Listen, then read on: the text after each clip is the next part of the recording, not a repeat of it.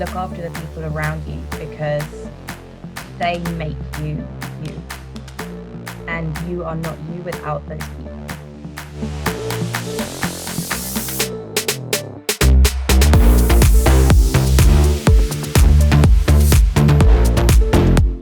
Welcome to another series of Bigger Than the Hustle podcast.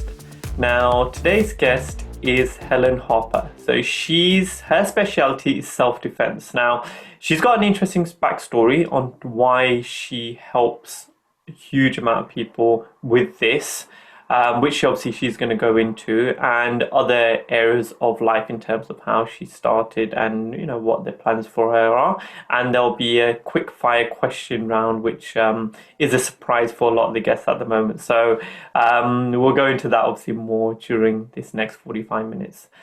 So without further ado, hi Helen. Hi. How are you?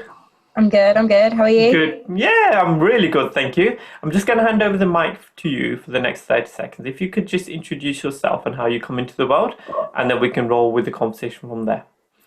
All right, so I'm Helen Harper. I coach self-defense. I'm a martial artist and just generally try and spread good vibes. Perfect. Now, you said about martial arts, and before we talked about MMA, obviously being your speciality. Now, if we can go backwards one step, we had a brief discussion about your backstory and why you started the business you have. If we can talk about that first, and then we can talk about what you do. Okay, so I started the business because I basically wanted to help other people. I came from a bad relationship myself. That's how I discovered martial arts. And I figured if it helped me, it would help other people. So I thought, why not spread the word? Yeah. Now, you mentioned relationships. So if a bad relationship is what allowed you to move into this, calling and this journey, all negative experiences, the way I've seen it, is there's a positive that can always come out of it, right? There's a silver lining in every black cloud. Yeah. Now, from the brief introduction there, you then set up this business. So can you explain to me a little bit about what that took to do that, and now how that shapes into the business that you run? So I tried several different ways of setting it up. I tried to go corporate, it didn't really work for me. I tried large groups. Again, it didn't really work for me.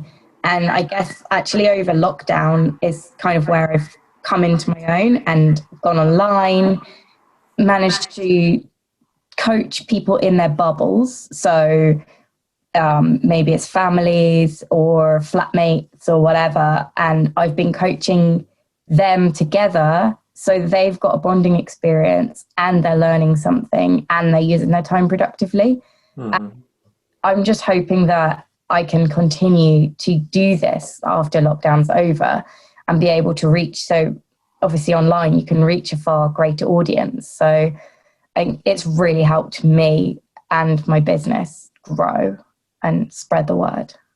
So is it predominantly online right now? Is that the way you train, right? Yeah, everything at the moment, everything is online. I'm hoping at some point there's going to be a mixture, but at this point, it's everything is online. Fine. Now, when things open up, we were talking before about this in terms of we're still being in lockdown. A year on, we're still in lockdown. Yep. And hopefully we're seeing some green shoots of recovery now. Now, from the difficulty that I'm trying to understand is that you obviously self-defense and you teach online. Now, isn't a lot of self-defense about how you interact with another person? So, whether that be an attack, whether that be some kind of harm that may be due.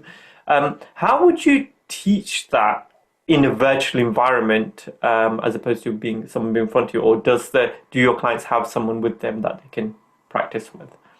So everyone I'm obviously coaching in their bubble. So there's at least 2 people. So minimum 2 people together. I have some people it's more, and which is fine too. Just get more goes on different people. But basically I coach the attack and the defense. So to know how to defend something, you have to know how to attack. Not obviously promoting the attack part, but it's kind of like understanding two sides, because you have to understand the movement to understand how to defend it.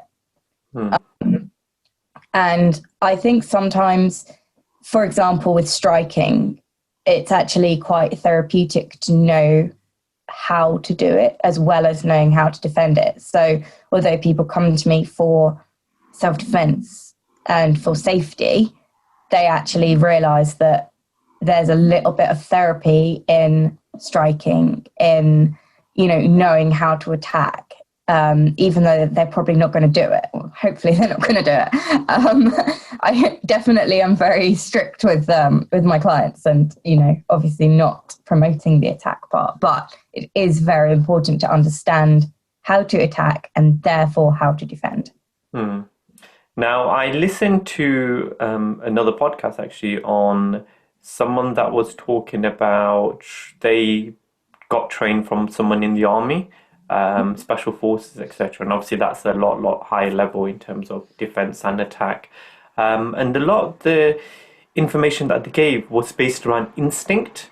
So trusting your instinct in certain situations. So if you're out walking at night, for example, and you may find yourself in a vulnerable situation, a lot of the times you can sense if there's something wrong, right? It's like the sixth sense. It's not the five senses that we use as human beings. It's that sixth sense that tells you something's not right here. And he said, if we can train this up a little bit more, where we start trusting that instinct more, then we can probably get out of most situations that may occur, because that we're sensing that something's not right. And then if then we don't use that, then obviously if something does happen, then we have the, like you're saying, the defense and the attack and anything that comes in between to protect us and to help us. Now, what have you learned about your instinct in certain situations that allow you to then trigger a way to defend yourself without being confrontational with anyone? So this is actually something I talk about a lot with my clients, is reaction.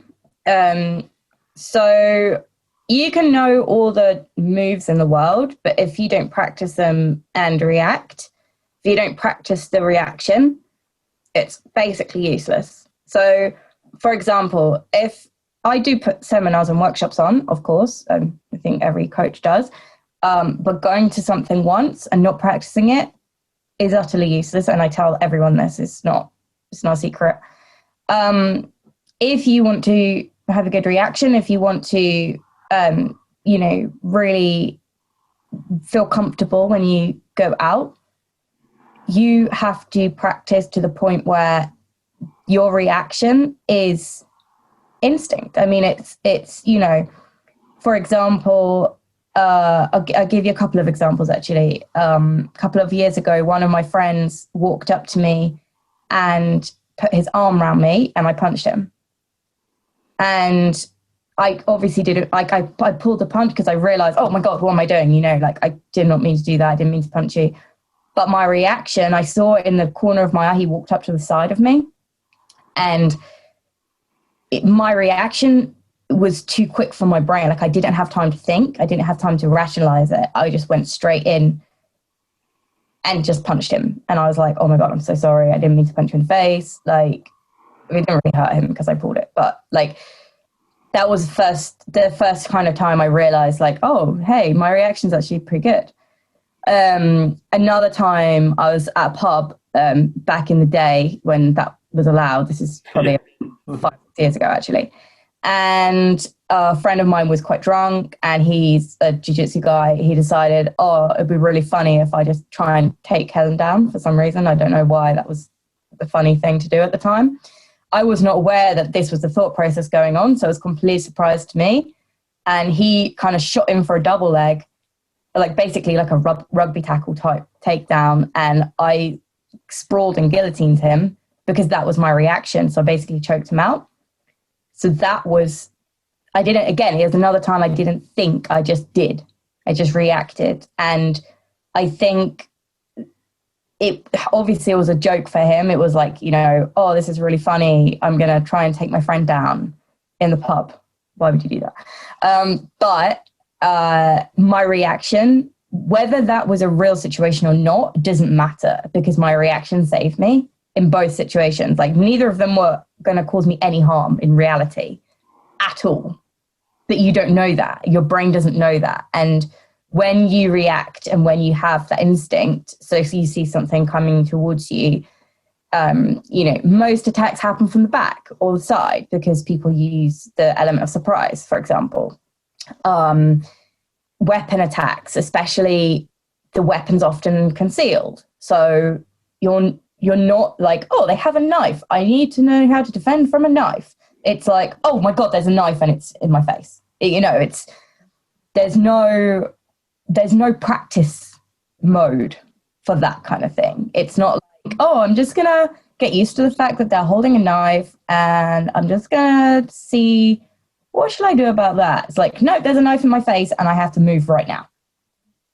So this is really the safety element of the brain, isn't it? Where instinctively our brains are designed to protect us, and that's the sole aim. And now it's not required in the same way it was, say, 500 years ago, where hunting and gathering was a real thing, where we had to go out and maybe fight our corner in our own tribe, etc. Now the protection is against emails and customers that may be unhappy, for example, and it's retraining that part of the brain, which is, I know, going to take many generations now, but if we can start thinking about them, and like you said, it's training it to become a habit, isn't it? It's nothing happens just like that. You have to refocus your mind on certain things to make it happen, isn't it? Now, if we say we've now let's fast forward to a year, and let's say lockdown eases as it is planned, and like you said, you'd like to take this to a more personal setting in terms of setting up classes, etc. What's that going to look like, and why? What would you think would stop you from doing that? Nothing would stop me other than like another lockdown. No, I mean, I was coaching in a gym before in Watford, where's my coaches. So my coach, Dave Lee, is an absolute legend. His gym is called Crossface, so massive shout out to them. And I was coaching there. I just started to, I'd not long moved there, just started to pick up some clients, and then lockdown happened. So now I have much more work online. So it's not really going to be a big issue to take that into personal space. Like, I'm pretty comfortable. Really like coaching. Kind of coaching, I guess, is the one thing that gives me that real big buzz. Like, that's not fighting. So fighting and coaching is like, the two adrenaline things for me, and I guess very different adrenaline, but I love coaching. It's funny you said that. If we just snip that part out, fighting and coaching, it's like, what the hell does she do? It's like, coaches, Yeah, it's like, what? Yeah. I'll steer clear of this one. Yeah. I mean, probably. So something you mentioned just then about having your own coach. So you say, you coach people and you have your own coach. What's the importance to you having a coach?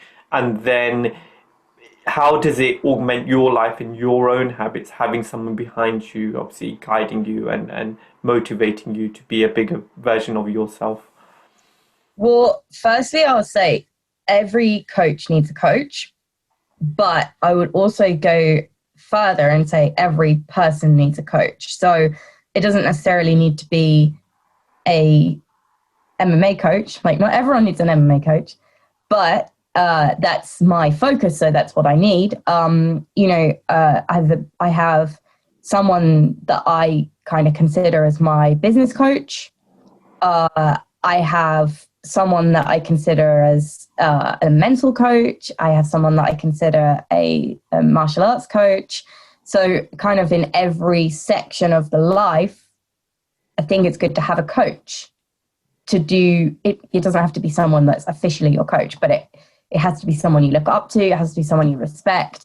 There's no point in listening to someone's opinion who you don't respect. I mean, why would anyone do that? That's ridiculous. So for me, I mean, my coach, Dave, he has been on a journey in his martial arts career that I really respect. So that to me is the most important thing, is the fact that I respect him and the fact that I can watch him train and learn something. I don't even have to be training myself. I'll just watch him and I'll learn something. So that's really, really important to me. And it's important, like you said, about the respect and having that influence around you, because you're more likely to be in a state of allowing that information to enter your brain and taking it on board, right? Whereas if you're in a constant battle, so you maybe talk to someone that you may not necessarily get on with, respect or agree with, and no matter what they say, it may not go in because you've already got a filter there. Whereas when you have someone that you respect and you listen to, that's more likely to go and embed in and actually accept it. And if he just says something that you don't agree with, it's going to be a case of, rather than arguing, it's going to go, okay, why have you said that? Let me try and understand that, right? And see it from the other person's point of view. So now, going back to the early days, so the young Helen, was your business journey, so now you're an entrepreneur, now you've set up your own business, was there anything in the younger Helen that showed you that this was possible in terms of either you as a person or the people around you? Yeah, so two things. When I was 12, 13-ish, so like young teen, I started helping my riding instructor coach the lessons. And I loved it so much. I loved coaching. I loved teaching. I would always be the first person to offer, like, oh, can I come and help you? Can I come and help you teach? Like, I was a kid. I didn't know what I was doing, but I loved it. And I knew I loved it, So that was, I'm talking about horse riding, by the way, not any like bike riding or anything, like horse riding, horses. So I love being around horses. I love animals. That's not changed. But I knew I loved teaching, coaching. So that's the first thing. And then I guess fast forward a couple of years, I started running my own business when I was 19, 20, maybe 21, like that sort of age. Anyway, I can't remember, to be honest with you. It kind of melts into one. But early 20s, 2021, I set up a cleaning company. And although cleaning, I mean, it's one of those things that it's never going to not be needed because people are always going to need a cleaner. So it was kind of like, well, I know people are always going to need this, so I'm going to do this. But I'm kind of a little bit of a perfectionist, and I kind of would get quite angry with people that didn't live up to my standards in terms of cleaning. And so although I had quite a few people working for me, I used to get so frustrated with them because they weren't good enough in my eyes to clean properly. And it's like, oh, it's cleaning. It's not really a big deal. But to me, it is. And I just cared too much about it. And I guess that was a big lesson for me. I loved running the business. I loved having people work for me. And I loved working with them. And I loved my customers. But I did not love the fact that the standards weren't high enough for me. So that was a big lesson for me. And I guess when you're putting your name onto something, so your business in effect is a representation of you, correct? Now, if that output is not what you would do yourself, there's generally two ways. Like you said, you get frustrated, or you then say, okay, how do I change this so that it is the way that I want? Now, that takes sometimes when you're dealing with other people. I have my own home technology business, and we used to have a lot of installers, and exactly the same as you, I'd have a way that I'd say I need it installed like this, and when I used to go and take a look at the job, I said, this is not right, this cable's not in the right place, this is not in the right, and it was a case of you can continue to say the same thing, and eventually, if it doesn't go in, then you're not the right person for this business. And you have to, and my cousin who's a beautician as well, she has their own business. She goes, you have to go through so many people before you find the right people, right? So unless your energy is high for what you do and you have a big drive and those kind of hurdles not going to get in your way, they can be the stumbling blocks to say, actually, I don't want to do this anymore because I don't want to deal with this, because if I could replicate myself 10 times and be my own staff, that would be brilliant, right? But it's That's the dream. well, that's what I'm saying. So it's that perfectionist side that we either deal with ourselves and say, actually, I'm going to let that go because when someone's working for me, that means that that's the reason they are working for me, and if they're not, they'd be working against me, as in they'd be set up their own. So there has to be a little bit of give, or Yeah. I'm not doing this because I don't want to put my name on it. And that's obviously a personal decision for everyone. Now, moving forward from here, so if we sort of fast forward into the future now, where do you see yourself going, and what do you think the bigger picture is for you? I mean, that's changed a lot in the last year. I think I'm certainly not alone in saying that. What was it before then? And then what would it be now, do you think? I mean, okay, so pre-COVID, I thought I definitely got a few more fights in me. Like, I still want to fight. Whereas now it's like, okay, I'm almost 34. I've had a year off. Haven't been training properly because the gym's not open. I mean, I've been doing my own stuff, but it's not quite the same as lifting up bodies. Unfortunately, no one is willing to offer themselves up for me to lift and throw around. I don't know why. Yeah. So I guess for me, the next step is looking at whether I'm going to fight again, or if I am, what is the situation going to be, where I'm going to, for me, it's like where I'm going to live, where I'm going to base myself. I'm getting to the point, like mid-30s, you get to that point where you're like, I should probably stay in one place for more than 5 minutes now, because I've been traveling for the last, like, pretty much 15 years. And, I'm an adult. Oh, okay, cool. I should probably do adult things then, right? Okay, cool. So for me, I think it's just when we get out of isolation, which is, obviously taking a toll on everyone physically and mentally. For me, it's going to be a case of just working out baby steps, what the next steps are. Because at the moment, I honestly do not know. Like, I can't imagine a life without these rules, and I think a lot of people are in the same boat, where it's like, we're quite excited to see people, we're quite excited to be out, but what's that going to look like, really? Because everything's changed, but somehow everything's still the same. Mm-hmm.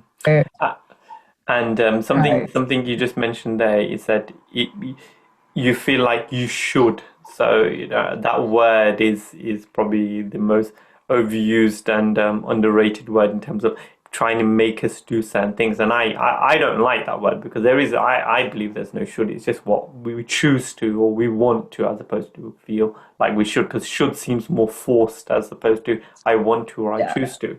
And sometimes society's constraints dictate, how we think, and unfortunately that is still real now. And when you have a thought process, say, actually, I should start doing adult things. Let me tell you this, I'm 10 years ahead of you, and I still think that. So therefore, I don't imagine it's going to change any time. Don't worry. And I'm a dad. Yeah, it's like, I'm a dad. You still be saying this in 10 years. Well, we should probably do some adult stuff now. Like, you've been saying this for 10 years. I'm like, oh yeah.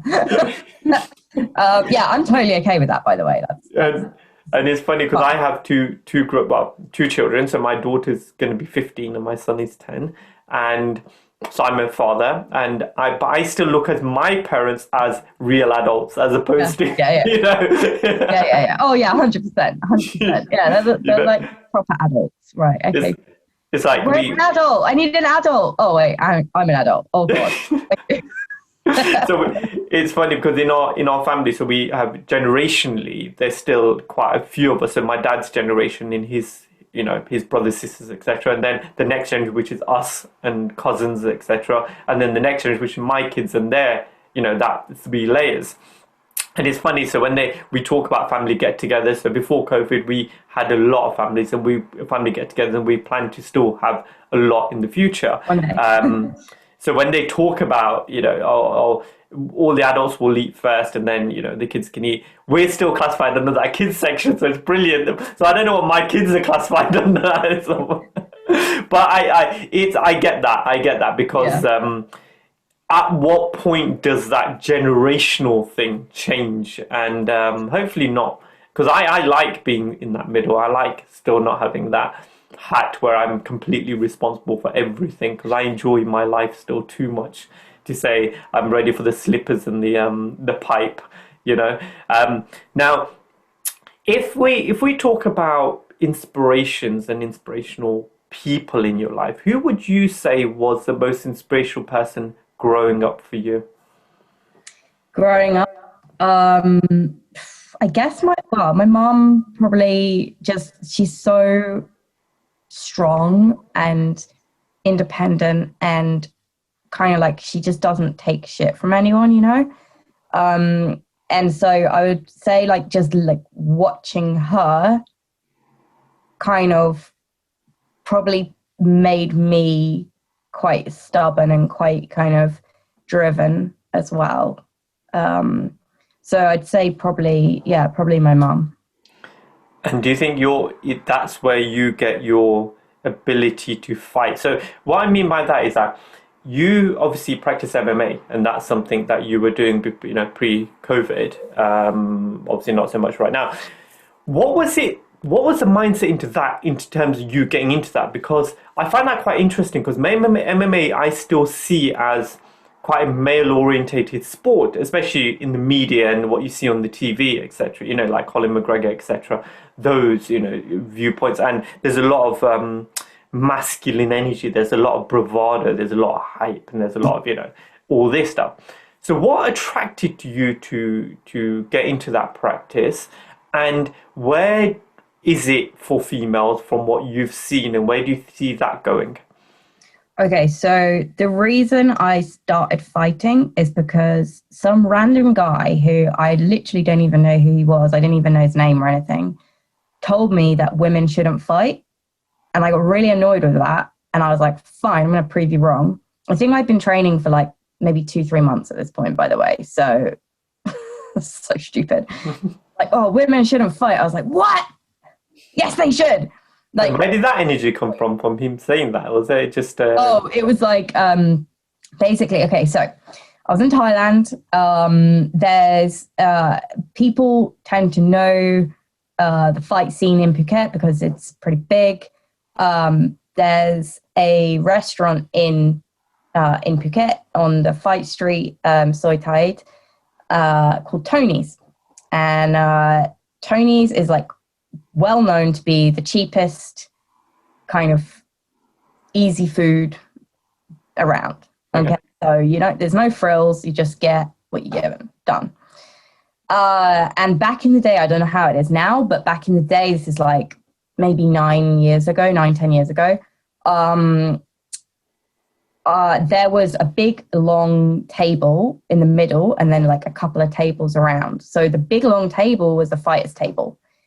It's called the fighter's table. Yeah, it's pretty cool, But if you were going there on your own, you would probably sit on the fighter's table because it was just a massive, big, long table in the middle. And you could sit there with one person or 5 people or 10 people, whatever. It doesn't matter. So I was there on my own. And I think I'd been in Thailand for like a day or like 2 days, like not very long.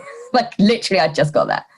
And these lads were in the table, like on the fighter table. And they were talking really loudly and I could hear everything they were saying. And, when like a group of guys are there and there's clearly a girl or more than one girl on their own, and they get like really laddie, like extra laddie and extra like, oh, I need to prove my dominance, that kind of attitude. So they were like that.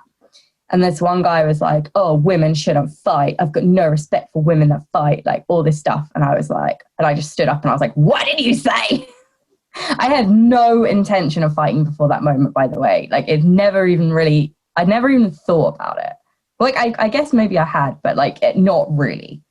I as I said, I've been training for a few months. I was a complete beginner. I was like, right, that's it, I'm going to fight. So I ended up fighting that week. Obviously, I lost because I was terrible. But, you know, I was just wanted to prove I could do it, you know, just like, oh, I just need to prove I'm a woman and I can do it. And yeah, I guess like, again, like from growing up, I've always been in a male dominated environment, but growing up with my mum, a single parent, she's always kind of had the attitude of, if people can do it, you can do it. There's no like, oh, men do this, women do this. It's like, if people can do it, you can do it. So I was like, right, well, people can fight, therefore I can fight. And yeah, it's a really, really male dominated environment. Most of the time I'm the only girl, or I'm certainly the only pro girl. There's some, you know, maybe some girlfriends of fighters and stuff that come and train, but 9 times out of 10, I'm the only girl. I guess like obviously now in the last like 2 or 3 years, it's got a bit more popular for females, but that's a real new development. You'll often find girls, for example, hitting pads or doing jiu-jitsu, but MMA wise, it's much less. And so I started fighting because I was trying to prove a point to a random stranger, which is quite typical of me, I would say. And yeah, I don't know. I guess I'm so used to being in a male-dominated environment that doesn't really seem that different to me. And I guess I only really noticed it recently, when people would say, "Oh, that's really good for a girl," and I'm like, "What do you mean for a girl? I know plenty of." Someone told me the other day, "Oh, you can do pull-ups. That's really good for a girl," and I was like, "You know what? I know so many guys that can't do pull-ups. It's not good for a girl. It's good for a human. Like, yes, men and women's bodies are built differently, and you know, men have different muscle mass to women, but there's plenty of guys out there that cannot do a pull-up. So doing a pull-up is good for a human. It's not good for a girl." Like, I appreciate where he was coming from, but at the same time, I'm like, well, no, it's not. It's just a good thing to do. It doesn't matter if you're male or female. Pull-ups are good. You know? It's funny you say that, because my wife, she does fitness. She's quite heavily into fitness, and pull-ups is her thing as well, you know, doing pull-ups, and she loves it, that ability to just do that and the energy it brings. And it's funny because in our house, we have a gym, so luckily, you know, we've been blessed that whole of lockdown, we've been able to train. I'm a runner, she's more weights. So we have an environment for both of us, and our kids see both of us training. So they'll see her, and she does more probably than I do, but they'll see her and they'll see me, and it's completely normal, you know. And that's the environment we always wanted to create, where it's just, we have to look after our health by movement, by what we eat, and that's the normality for both of our kids. So when they leave this house, it's not going to be anything different, and it will be alien to be in an environment which doesn't involve some kind of movement, some kind of, you know, energy that says, you know, eat well and things like that. And as you say about a female, and my wife, probably has a similar thought process in terms of the way you're speaking, because she's from a very female oriented family. I'm from a very male oriented family, so there's a lot of boys on my side of the family, whereas on hers it's predominantly females and girls. So the energy she comes from is a female strength, and it's good where I and her have our own energies from our own families, but then we combine that to try and support and help each other as opposed to try and hold each other down. And I think that's cool when you have someone by your side that allows you to do that, right? 100%. Now, so what I'm going to do now is I'm going to just lighten the conversation a little bit, and we're going to do a 10 quick-fire random question round, all right? Now, what this is they're completely random questions. I just need you to think for a moment and answer, even if you don't think it's even better, because better response come out. And a lot of the time when I've done this is that the response generally doesn't really reflect that person. It's just a random thought that's come out and it's come out. So yeah, so what we're going to do, like I said, the next few minutes, we're just going to do 10 questions. And like I said, just answer it, and we'll see what comes out, right? Okay.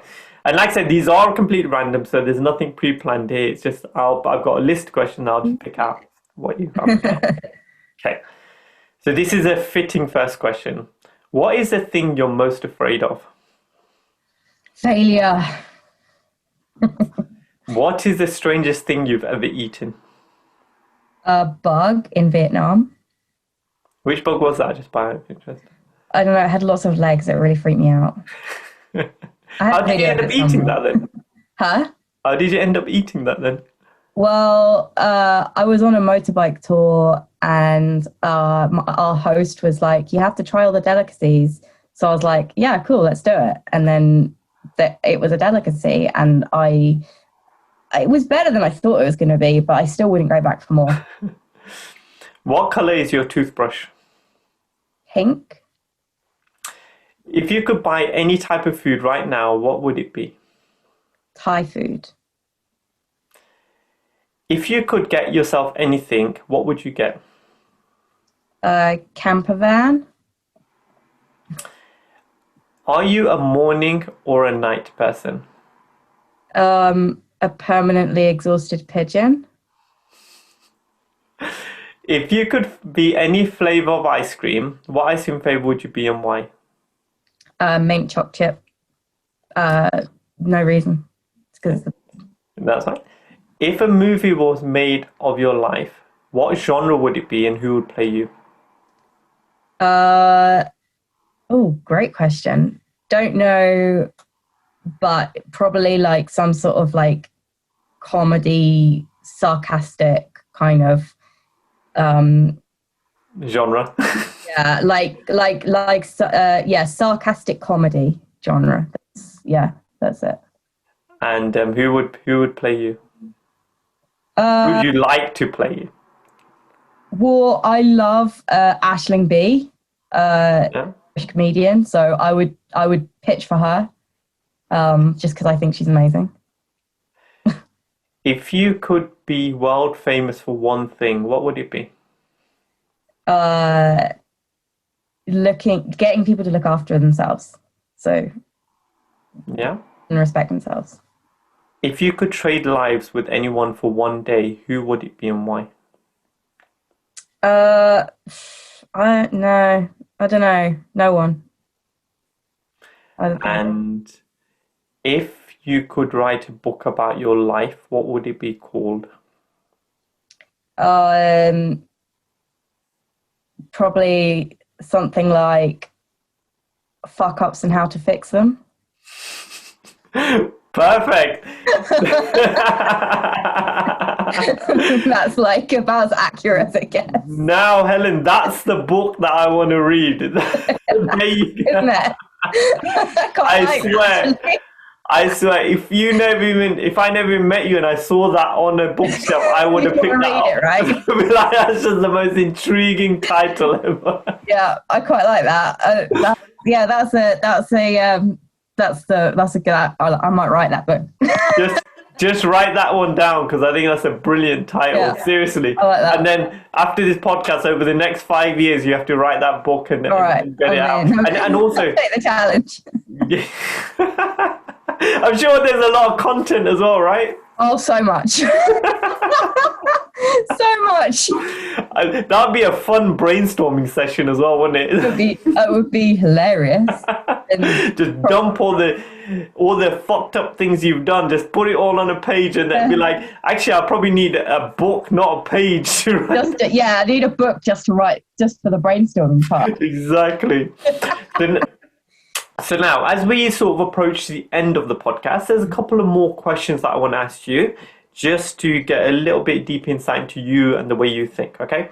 So now we're going to fast forward 100 years into the future, and you're reaching the last moments of your life now. You don't have enough energy to speak, but you have enough energy to write down 3 words. Now, these 3 words have resonated with you, and they've helped you all your life, and you hope by sharing them, they can help the listeners.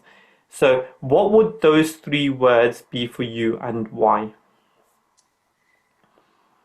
So the first one is respect, because that's pretty much the most important thing, I think, to me. Dream, because again, you have to have a dream. It's kind of what keeps people alive, I think. So respect, dream, and love, because what is life without love? Yeah. And it's the bigger purpose, isn't it? It's the foundation of us as people, right? Yep. Your why. Why do we get up in the morning? What's the reason for us being here? And if those 3 things are a foundation that we live by, then life will always be good. I believe there'll always be a purpose to us being here, right? Yep. Right, now this podcast is called Bigger Than the Hustle, and right now you're bigger than the world. So I've sourced a mic which is connected to 7.58 billion people on this planet. They can all hear you. There's no language barrier. They're all conscious, they're all awake, and they're all listening. If I hand this over to you for the next 30 seconds, what would your message be to the world? My message would be that look after your body, because you only have one, and look after the people around you, because they make you you, and you are not you without those people. So look after them and look after you. And what's brilliant about that message is that I've always said is that everything you see in front of you, so in me, is made up of all the people that have raised me. So I've not been just raised by my parents, I've been raised by my community, by my family, by my school, by my work, and there's elements of all that in this thing you see in front of you. And it's having a respect for all of that, isn't it? All the whole journey, the whole process. Good, the bad, the ugly. Yeah, exactly. That's what shapes you. And I'd say for me, it's the hardest times that have shaped me the most. And I'm sure you agree, the difficulty, when you're going through them, you're like, why me? But when you come out the other side and you look back, you think, probably that's the best thing that's happened to me, because it created or it created this journey or this story, or it forced me make a decision, which was the best decision I made. So 100% agree with that. So thank you for your time. And at this juncture, Helen, I'd say thank you. Thank you for being so honest with everything we've talked about. I know you're bringing so much good energy into the world to try and help people, try and protect people, and try and make people think about certain things in terms of their habits, their lifestyles, but also be more instinctive in terms of learn how to be more instinctive with yourself and your heart. Just before we go, is there anything else you'd like to say? No, just thanks for having me. And yeah, hopefully we all get out of lockdown safe and happy and everything. Yes, we will. Just like I tell people, I started my business before there was an internet, before there was Google and Facebook, and so many people don't even understand what life was like before the internet. I remember I grew up in Thailand, right? There was a time. Exactly. So I'm very analog in that way. I still like face-to-face communication, and just as we believe that the world has ended and started again, we will look back at this just being a certain time when so much changed, just like 9/11, just like the Iraq War, just like 7/7. These things happen. When we're going through them, it's tough. We can't see the outside, but we know if we just take a step back and just see this for what it is, see all the benefits and all the goodness that is created, that when we look back at it, we'll say, actually, even though it was tough, so much more has happened. And this podcast happened because of that. So I'm never going to knock and stuff. So it's brilliant. So Again, thank you so much, Helen. If you ever need anything from me, please reach out and I will be sharing Helen's details on the show notes. So if anyone does want to get in touch with her, I'm sure she'll be happy to have a conversation, just to talk even, or just to give some insights into her and her journey. So please do reach out to her. Now, I am Bhavik Patel. I'm your host of this podcast, Bigger Than The Hustle. And right now, I'd just like to leave you with a few living thoughts. Big energy leads to big thoughts. Big thoughts lead to big ideas. Big ideas lead to big actions. And big actions lead to a big life. So keep thinking big. Until next week, goodbye.